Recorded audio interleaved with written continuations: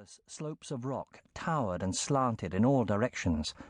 Some of it was hard and steep, some of it piled and rubbly, and none of it had much shape. Nor did it have much colour.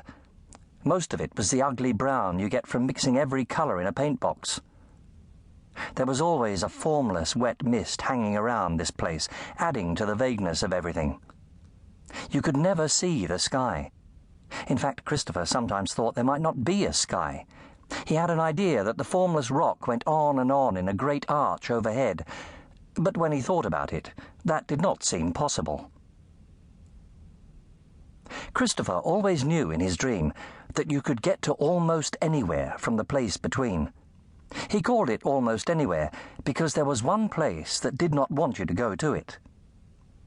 It was quite near, but he always found himself avoiding it. He set off, sliding, scrambling, edging across bulging wet rock, and climbing up or down until he found another valley and another path. There were hundreds of them. He called them the Anywheres. The Anywheres were mostly quite different from London. They were hotter or colder, with strange trees and stranger houses. Sometimes the people in them looked ordinary. Sometimes their skin was bluish or reddish, and their eyes were peculiar. But they were always very kind to Christopher. He had a new adventure every time he went on a dream. In the active adventures, people helped him escape through cellars of odd buildings, or he helped them in wars, or in rounding up dangerous animals. In the calm adventures, he got new things to eat, and people gave him toys. He lost most of the toys as he was scrambling back home over the rocks, but he did manage to bring back the shiny shell necklace the silly ladies gave him, because he could hang it around his neck. He went to the Anywhere with the silly ladies several times. It had blue sea and white sand, perfect for digging and building in. There were ordinary people in it, but Christopher only saw them in the distance. The silly ladies came and sat on rocks out of the sea and giggled at him while he made sandcastles. "Oh, Christopher," they would coo in lisping voices, "tell us what make you a Christopher." And they would burst into screams of high laughter. They were the only ladies he had seen without clothes on. Their skins were greenish, and so was their hair. He was fascinated by the way the ends of them were big silvery tails that could curl and flip almost like a fish could, and send powerful sprays of water over him from their big finned feet. He never could persuade them that he was not a strange animal called a Christopher. Every time he went to that Anywhere, the latest nursery maid complained about all the sand in his bed. He had learned very early on that they complained even louder when they found his pyjamas muddy, wet and torn from climbing through the place between. He took a set of clothes out onto the rocky path and left them there to change into. He had to put new clothes there every year or so when he grew out of the latest torn and muddy suit, but the nursery maids changed so often that none of them noticed. Nor did they notice the strange toys he brought back over the years. There was a clockwork dragon, a horse that was really a flute, and the necklace from the silly ladies, which, when you looked closely, was a string of tiny pearl skulls. Christopher thought about the silly ladies. He looked at his latest nursemaid's feet, and he thought that her shoes were about big enough to hide the flippers at the end of her tail. But you could never see any more of any lady because of her skirts. He kept wondering how Mamma and the nursery maid walked about on big limber tails and flippers instead of legs and feet. His chance to find out came one afternoon when the nursery maid put him into an unpleasant sailor suit and led him downstairs to the drawing room. Mamma and some other ladies were there with someone called Lady Badget, who was a kind of cousin of Papa's. She had asked to see Christopher. Christopher stared at her long nose and her wrinkles. "Is she a witch, Mamma?" he asked loudly. Everyone except Lady Badget, who went more wrinkled than ever, said, "Hush, dear." After that, Christopher was glad to find they seemed to have forgotten him.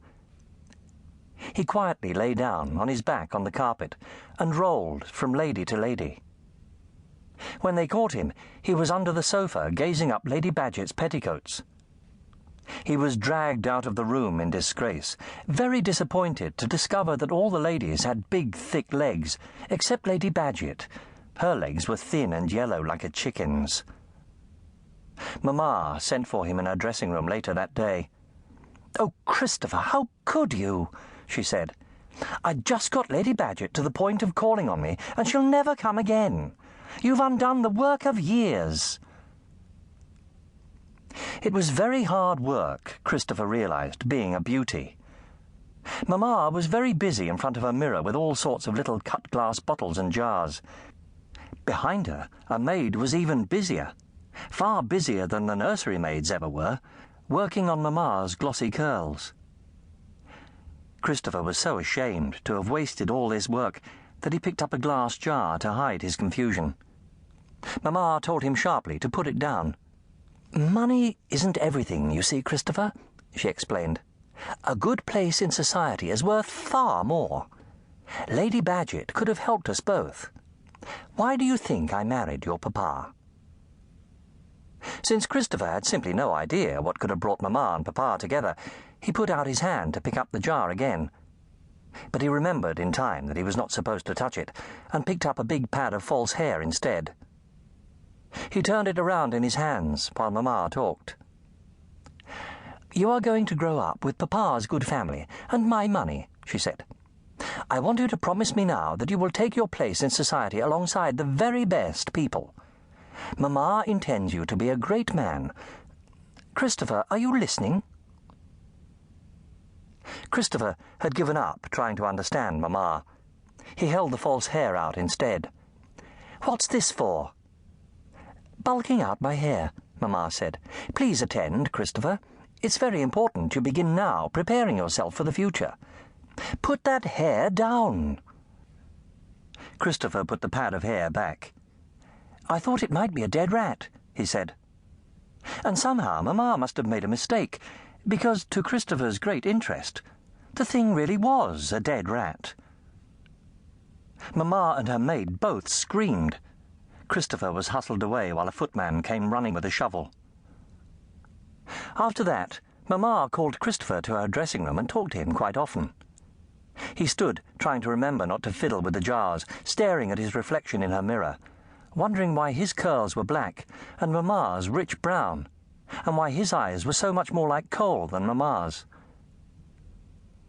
Something seemed to stop there ever being another dead rat, but sometimes a spider could be encouraged to let itself down in front of the mirror whenever Mamma's talk became too alarming. He understood that Mamma cared very urgently about his future.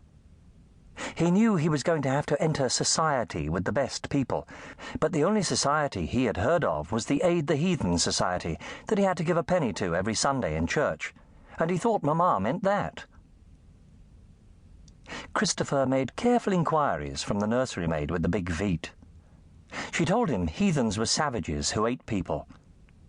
Missionaries were the best people, and they were the ones heathens ate. Christopher saw that he was going to be a missionary when he grew up. He found Mamma's talk increasingly alarming. He wished she had chosen another career for him. He also asked the nursery maid about the kind of ladies who had tails like fish. "Oh, you mean mermaids," the girl said, laughing. "Those aren't real." Christopher knew mermaids were not real, because he only met them in dreams. Now he was convinced that he would meet heathens too if he went to the wrong almost anywhere. For a time he was so frightened of meeting heathens that when he came to a new valley from the place between, he lay down and looked carefully at the anywhere it led to see what the people were like there before he went on. But after a while, when nobody tried to eat him, he decided that the heathens probably lived in the anywhere which stopped you going to it, and gave up worrying until he was older. When he was a little older, people in the anywheres sometimes gave him money. Christopher learned to refuse coins. As soon as he touched them, everything just stopped. He landed in bed with a jolt and woke up sweating. Once, this happened when a pretty lady who reminded him of Mamma tried laughingly to hang an earring in his ear. Christopher would have